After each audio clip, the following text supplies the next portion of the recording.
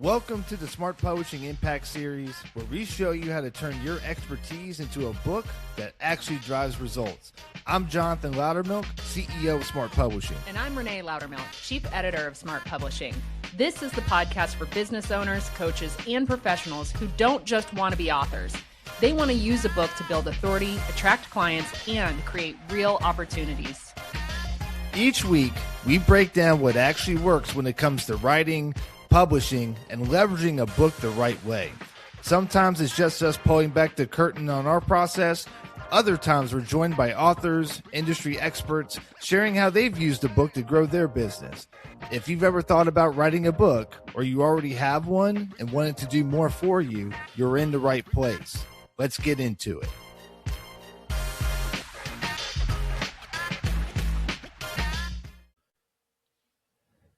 Hello and welcome to another episode of the Smart Publishing Impact Series. I am Renée Lautermilch, your host and Chief Editor at Smart Publishing, and I am joined today by my husband and our CEO of Smart Publishing, Jonathan Lautermilch. So we're going to jump over to him in just a second here. I've been promising you guys that we would get him on the show for quite some time, but before we jump into it, I just want to let you know it's episode 56. And it's the one that I had been promising, leveraging your book over the long term. So we're going to talk to Jonathan about that today. And guess what? We're not just going to talk to Jonathan today. We're going to talk to Jonathan for every podcast after, because we are now co-hosts. So you get two for the price of one. Congratulations. Jonathan, say hi. You finally strong-armed me into the podcast. Congratulations. No, but in all seriousness, this has been something that we've been talking about doing for quite some time. And you know, with just the seasons and the nature of business and life and family, we've just have been super, super busy these last several months and really the first quarter of the year. But, you know, we're finally in a place where, you know, it just makes sense for us to do this together. And I'm excited because I get to talk about my side of the pie to say, you know, obviously, as y'all have gotten to know Renée is an absolute godsend and fantastic for what she does when it comes to the writing and the publishing and Amazon and really just understanding like how the whole process of creating not just a bestseller, but a best helper at the end of the day, which to me, and I know Renée, I know you agree, is really the most important part if you're going to write a book. But for me, you know, it definitely doesn't hurt to be able to put that #1 best-selling badge on there and be able to turn your book into a sales machine. So I'm excited to be here where I get to talk about my side, where that's where I focus on. Yeah, let's do it. Hey, so, you know, you guys are going to notice that there's going to be a little bit of a different format that we're going to be using. These episodes will probably be a little bit longer than some of my episodes in the past because there's just more to talk about and there's more people to talk with. We'll have guest episodes too. A lot more of our authors are going to come on here to share their experiences, which will help you out as the listener from someone who's getting to hear the real deal from the source. But I want to start this episode out in a couple of ways. In a second here, I want to talk about our story because, you know, I've probably shared a little bit of our story in the past about why and how we started Smart Publishing, but I probably haven't shared the whole story. And even if I did, it's not the real story without Jonathan here telling it with me because it's our story, frankly. But even before that, what's going on this week? We got a minivan. We did get a minivan, and it's the Jonathan best investment. Never knew until we rented a minivan in Orlando, Florida. He never knew that his ultimate dream car was a Toyota Sienna. Jonathan, how has life changed? You love to put me on the spot. So look, guys, I'm going to be first to tell y'all, I never dreamed I was going to be a minivan man. There's actually a point in my life where I made fun of those guys, and I was like, never. I will never become a minivan man. Well, never say never, folks, because when I was able to take my family down to Disney World, and we rented out a Honda Odyssey, Renée? Was that the brand? Yeah, it was a Honda Odyssey. And man, driving that thing, I felt like Captain Kirk on my spaceship on the USS Lautermilch, and I had my family. I was able to drive around all around Orlando, and I just had a blast doing it. Like it just felt super cool, and being able to once again take my family on really cool adventures, like that's really like the main driver for me. And everything else is really, it's cool having all the bells and whistles. Don't get me wrong. There's a lot of cool features with it. But, that was a seed that got planted in me to, to get a minivan for us moving forward, going in this year. Cause I was going to buy a big old truck. Cause you got to do that when you live in Texas. But once again, what's more important, looking cool or being able to go on cool adventures. So I chose the functionality of going on the cool adventures. But yeah, I'm a minivan guy now. Without a monstrous gas bill too. Yeah. Yeah, for Guys, sure. he traded in. Well, actually, we didn't even trade in. He became a car salesman in the process. You He damn right I did. I'm chomping at the bit now. I'm going to let you get to it in a second. But we got rid of his 2013 Nissan Rogue, which it had like one wheel left on it. It got stuck out in Hailmageddon like 2023 or something like that. So half the paint was chipped off of it. And rather than, because we had the car people tell us like, we're not going to take that. You can't trade that in. It only had like 78,000 miles on it though. So very low. Here's the thing. I need to be clear. This was not a lemon. This was a car in good quality shape. She just wasn't very pretty. You know what I mean? She needed some makeup. She needed to lose about 30 pounds and she needed a new dress. That's what she needed. Yeah. Well, but they told us we're not going to give you any money for that. Maybe you can take it to CarMax and they'll give you like $500, $1,500 for it. So we became used car salespeople. I became the marketing person. I was on lead gen. Jonathan became the salesman.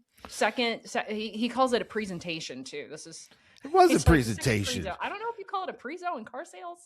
Hey, I took them on a drive. Well, they technically took me on a drive, but I gave them great conversation with no awkward down periods while building rapport at the same time, right? So I also made sure the car was all checked out too. That was the smart thing, was like, hey, like I'm going to go get this officially looked at. So like, here's like a legit company that's like, hey, everything's good. The car, here's all the history, here's all the things, and here you go. That was the thing that made that process so much easier. Well, and then we sold it. They're happy with it. We're happy without it. So yeah. So once again, never say never. Renee's got some marketer in there and some lead gen. I was like, hell yeah. I do book marketing all day.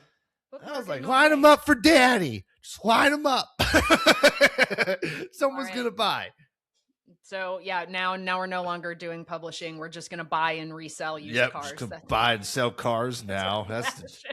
That's the dream right there in the Kroger parking lot. In front of crispy cones. Hell yeah. I even told the first guy, told me, no, go, hey man, if you sign today, I'll throw in a crispy cone. Yeah, if you guys don't have a crispy cones in your area, you are missing out. Come to Plano, Texas, and find crispy cones. Most delicious. If you're an ice cream place and you market the cone, there's a reason for it, because it's magically delicious. Okay. That's why. Yeah. Yep. But anyway, talking about marketing, I'm going to segue real good right here. Talking about marketing. Let's get into marketing your book. Today's episode, leveraging your book over the long term. I'm going to set this up a little bit, and I'm going to have Jonathan do a lot of the talking on here, because this is one of the biggest questions that we get from authors, even before they ever even write their book. This is also a big question we get from authors who have had a book where crickets have been chirping. Sometimes they want to relaunch their book. Other times they just want to know how they can be using their book or how they can get more readers. But I like to compare, I'm going to start with how I like to talk about the book journey. So the book journey is like having a kid. First, there's the pregnancy. That's when you're like writing and everything. It can be a little tiring. You can get pretty tired. It can also be pretty exciting too. And it takes a while, it can take a little while. At Smart Publishing, it's 6 months or less, but for other people, it can take a while. Then you go into labor. And labor is like the launch phase. That's when you're launching your book. It's very exciting, but it can also be very painful if you have not prepared correctly. Then you birth the book. And this is where most people go wrong. Most people are not the best book parents because most people just decide, I'm not going to raise my book. We all know, those of us who are parents, once you birth the kid, that's when the real work starts. The real work was not the pregnancy. The real work is raising the kid. And so many book owners think that the real work was the pregnancy, AKA writing the book, when it's actually leveraging the book over the long term, which in this metaphor is akin to raising the child. And then there's crickets and nothing ever happens. They're not driving the book sales they want. They're not driving the outcomes from the book that they want. And they come to this place where they get really frustrated, or they even feel like it wasn't worth it to write a book when you just had a plan for everything except for the most important part, which is leveraging your book over the long term. What say you, Jonathan, about this? What say ye? Now, I'm just thinking about the whole kid analogy, and you're like, to get to the end of the journey and to pump out the kid, and they don't even want it anymore. I just thought about someone throwing their kid in a trash can. I don't know. That's a terrible thought. I pumped in my head.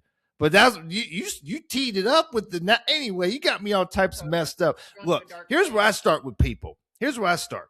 I start with people before they even write the book. Now, once again, maybe you've already birthed the baby and you're thinking about whether you want to keep it or donate it or do whatever you want with it. Going back to Renee's analogy, but the best place to start. You don't donate it. You don't donate children. You put them up for adoption. Look, are we talking about books? We're talking about babies. Back to my point. So look. The first thing that you want to ask yourself is really a two-part question. Number one, what is the impact that I want this book to specifically have on the reader, right? And once again, not like, well, I want to help people. Well, duh. But how and who and what are you specifically helping them do? What are they going to tactically take away from your book and apply? Once again, if you're going into writing a book to entertain people, that's fantastic. You know, I wish you all the best of luck in your future endeavors. I hope you become the next J.K. Rowling with no Harry Potter series. That's awesome, right? But for most people, which is people we're talking to, is business owners, entrepreneurs, coaches, speakers, consultants, literally people that are experts in some field that they specialize in. Your book needs to have a specific, tangible, tactical thing that reader can take and apply. What happens when you put that within your book is that when the reader goes through and they actually have things that they can apply and not just read, they start to bear fruit in that area of their life. And all it takes is just one of those things to come from your book to create a revelation, an aha moment, momentum in their life in that area that's going to, one, create them into becoming a ranting, raving fan. They're going to recommend your book to everyone. They're going to talk about it on social media.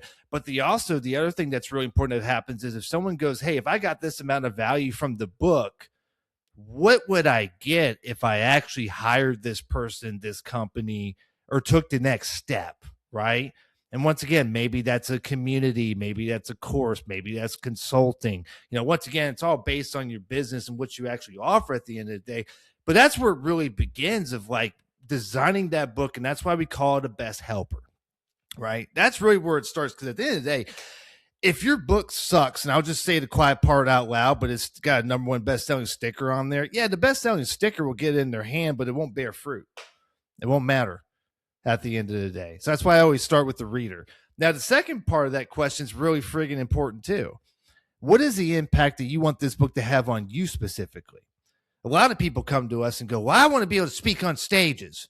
What kind of stages? Are you willing to go to the level to get paid, or are you happy going up there for free, knowing that you've got something you can promote on the back end, right? Specificity creates that clarity, which creates the speed, which creates the result that you're looking for. Now, a lot of people we work with, they have something that they want to sell at the end. Once again, coaching, consulting, courses, done-for-you services, that pertain to their expertise. What I recommend is you get real clear on what's the thing you want to sell, right? Once you're clear on what that is, then that allows you to reverse engineer all the steps that go into, but way before you market your book, how you design your book, how you write your book, how you structure your book, right? Then that allows you to get clarity on, well, who are you going to be marketing this book to, right? And I'll give you an example. Me and Renee had a really interesting prospective publishing partner that I met here a couple weeks ago. Rachel, Renee, just to kind of give you context from LinkedIn. Rachel has a really cool company where what she helps people or companies do is help do outplacement. Now, once again, Renee's got way more experience with this than I actually do. I think it's fascinating because Renee's like worked in those corporate environments and has like a little bit more of a closer experience. But essentially, imagine there's a company out there, they're very people first, but let's say something happens in the market and they have to lay off 500 people from their company. What Rachel's company does is she helps place those people into other companies with that pertain to their expertise, skill set, and experience. But also, a lot of times, what happens is when people shuffle from company to company, they carry this hurt with them. They carry this pain. They carry the reoccurring mistakes that they made in that last position. And I bonded with her on this, but before I became an entrepreneur, Renee, you saw this. How many fitness companies did I go and work at where I changed to Jersey, but I kept hitting the same result no matter where I worked? A lot. A lot. I know. I remember I was home one day and it was noon. Renee was like, not this shit again. And I was like, this is the last time, I swear. She's like, did you get fired? I go, no, I quit this time, but here's what I'm going to do. And once again, I shared that with y'all transparently because that was my connecting fiber with Rachel on this. Is like, wow, you're really like, you're going to help figure out that wherever you go, there you are. And what I really needed to fix was me in that season. Right. So once again, I'm giving you that as context to, I met this person that has a lot of clarity on their business. What she didn't have clarity on was like, well, how am I going to write my book to connect with these kinds of people? Now, the cool part is her book, we're going to be helping her design it in a way that's going to help the individual employee, whether it's entry level up to executive level. But the thing we're including in this is going to be a best helper for HR professionals. So as these HR representatives are in these companies, once again, like they're going to want to get better at this position because there's one having to deal with it. So we're designing the book in a way that's going to bring and add value to them and make their lives better and easier and allow them to become better at what they do by helping to serve their team better with a small call to action that's going to be like, well, hey, if you like to actually have my company help you, here's how you get access to that. Right.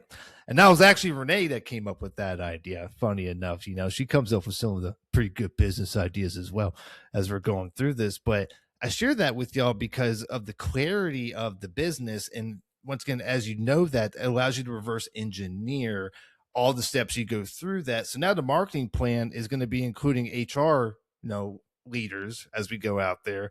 But obviously the general audience that we're going there for employees, but really the HR leaders is who she's really going for. Now, Renee, did I answer your question? Did I ramble too much? I'm sorry. You know me. But you rambled on theme. You rambled on theme with exactly what it is that we're talking about and giving tangible ideas to folks out there about what this looks like and why it's so important that you understand these things before you write your book, because you don't want to go through the process of creating an entire book and then realize you really needed to do it differently to capture the opportunities that you should be trying to capture. And that's why we get a lot of relaunch folks coming to us because they didn't know this stuff the first time, and they've launched and they've become wiser through that experience, and they've understood it from not doing it this way the first time. And so they come back to do it the right way the second time. And what we want to save those of you who haven't done this yet from doing is having to come back and do that relaunch because you did it this way the first time, which is again with the end in mind always. Mm-hmm. And so what I want to get into now, Renee, is I don't want to talk so much about just general marketing. Like, once again, the reason most people don't talk about their book moving forward is because they're not truly proud of their book. And I know that because that was my experience when I wrote my first book. it was a check mark box for me to be able to get some things that I was chasing at my life at that moment. But I wasn't truly proud of the book, right? So once again, if you're proud of your book, and that's part of why we're talking about writing with intention, and you will be proud of it, then the goal is to keep talking about your book, right? So a great principle to follow is the 80-20 rule. 80% of your content should be entertaining people, engaging and adding value. 20% should be pitch. So that pitch is obviously going to be coming into the format of come buy my book, or, hey, I've got free copies. Come here and let me know your info and I'll shoot you a free copy, right? So once again, I'm not going to get into all the, well, what kind of post should I make and how often and what platforms? Like, I want to talk about something even simpler. Once again, who we primarily work with are business owners and entrepreneurs. These are people that are typically in networking groups.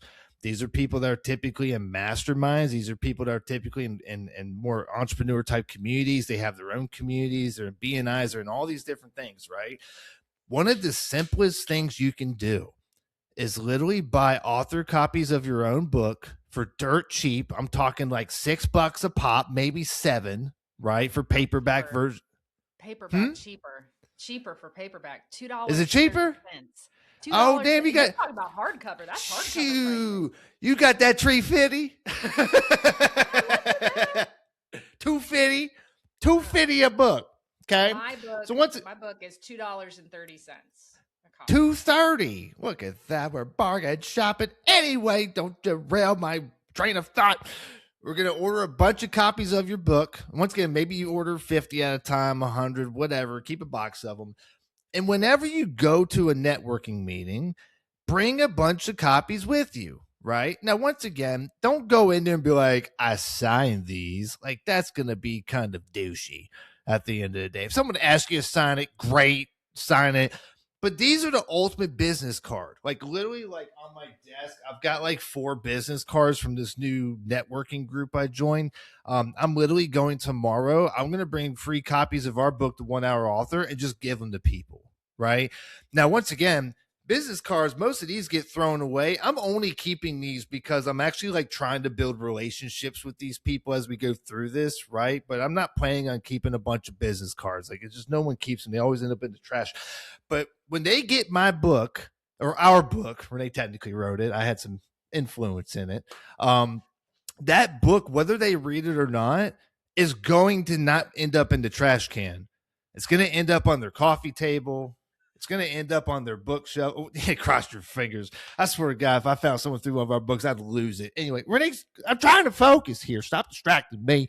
So when you give the book, once again, if it's sitting on their desk, and even if they don't read it, every time they pass by, what are they going to see?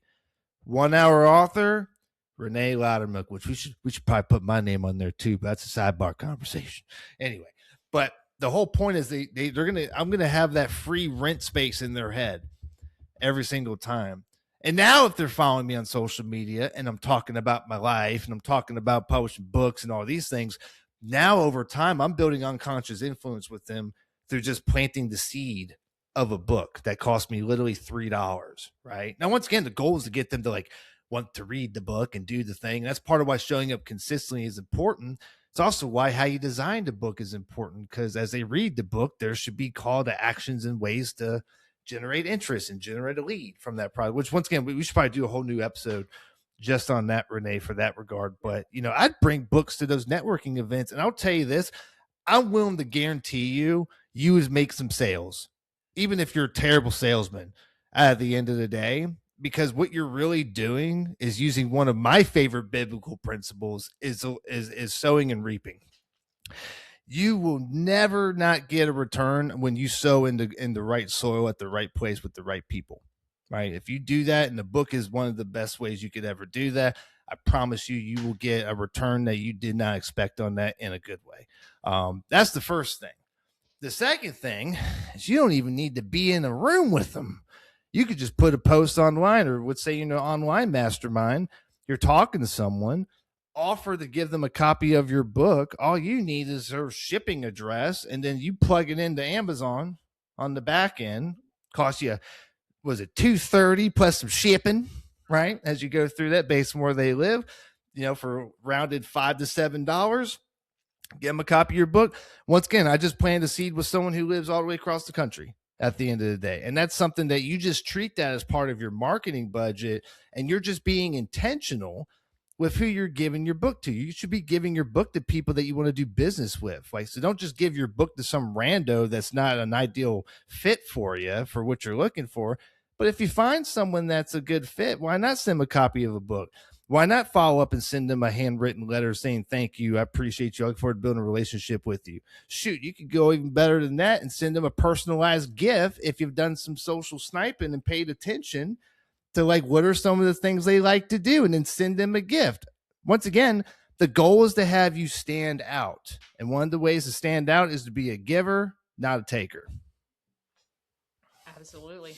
And the funny thing is, there's so many opportunities that can come out of this too, because each time you enter that book into somebody's realm, you start to cross over into their network and into the things that they're doing.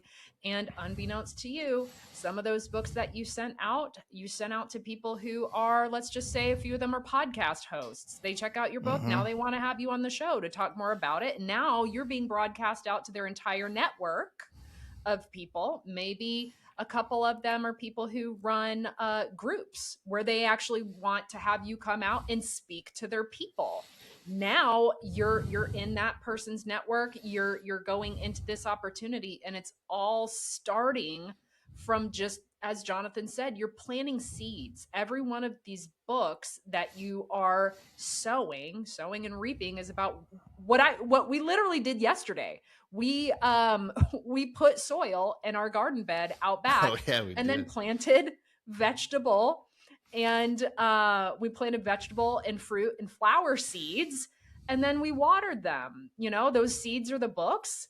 The watering is the continued follow-up that you're doing with people to maintain and grow those relationships. And I think it's a great point to bring up. What you just said was like, is identifying micro and macro influencers. So a micro influencer is someone that, they're getting 50 to 200 likes on their post, right? That's a micro influencer. A macro is someone who's getting thousands, right? And once again, those people are literally being hit up all the time. They're being hit up with people that want them to buy their stuff. They're getting hit by people, hey, promote my thing. They're basically being asked to do stuff. And as someone who's very busy, who also get asked to do stuff, you want to know the fastest way to get me to not pay any attention to you is just ask me to do something for you unsolicited, unwarranted, when there's been zero nurturing, zero planting seeds with me. Like, I will immediately lose interest and go, I got to go. Now, not willing to do that for you. So once again, how you stand out in a marketplace for 90% of people do that. You give. You focus on, how do I add value? How do I make this person's life better? And once again, you can make their life better by giving them a copy of your book. You can make their life better by making them feel good and appreciated with a handwritten letter. You can make them feel more valued and appreciated by, like, hey, I just want to give you this, man, because I see that you like to smoke cigars, for the example. Cool. Let me send you a box of cigars, right? Or whatever that thing is that you notice. It communicates a lot about you before even doing a deal, because how you do one thing is how you do everything, and high level people understand that. So once again, this is getting really intentional in making a list. Once again, I just called it Dream 25. Is out of those 25 people, who are these high level people that you want to build these relationships with? And once again, don't just think one-off deal. And that may be some of them. Like, hey, I'm looking for one client. I'd like this person to be a personal client. Fantastic. Great. They can go on there. But think bigger too. Think of someone that can open up a whole pipeline of hundreds or thousands of people that are all ideal fits for what your book literally talks about. Those are the people you want to spend the time nurturing and building at, because this is how you can scale your authority in just one relationship, if you're willing to put in the time and the effort with it. And for the kind of the passion-minded person out here who's thinking, like, once again, well, I just want to help people. How can you help people most? Will they get helped most simply by reading your book? Or what happens when they actually connect with you and get what you're doing at a higher and more personal level, at a closer level. So we have some authors who are doing real purpose driven work. That's not to say not everybody is doing purpose driven work. I think some folks have kind of more nuts and bolts businesses, and others have things that are more around social services and things like that. We've had some people in that space, and those people of course provide things like, let's just go into rehabilitation services, for example. I think Max is a good example. Max does counseling with people who are going through recovery. What is more impactful, them reading Max's book and stopping there, or them going through counseling with Max? And so if you're kind of thinking about this and just like, oh, is this just all about dollars and all about, there's not a single nonprofit out there that's still running without something funding it. So yeah, we're gonna have so much great stuff coming for you guys. So much completely unnecessary banter will happen as well too, so we hope that you enjoy both. Like I always say, if you have just 60 seconds, please rate and review this podcast. That helps boost it in the algorithm, which helps get it out in front of more people who could benefit from this content. Where can you find us? You can find us at smartpublishingservices.com, or you can find us on Facebook, where we are mostly. Jonathan is also on LinkedIn, but on Facebook, our last name is Lautermilch. I'm the only Renée Lautermilch in the world, so I'm the only one that'll pull up if you search that with my first name. I don't know how many Jonathan Lautermilchs. Well, you got an uncle who's competing with you, John Lautermilch. Don't get John Lautermilch. And if you want to hit us up via email, Renee at smartpublishingservices.com. Jonathan is actually Jonathan at thesmartshark.com. That's just our parent company. Smart Publishing is a DBA. And like I always say, thank you for your time this week. Thank you for attention. Tune in next week, and keep writing your story, because the world needs your voice. Take care now. Until next time.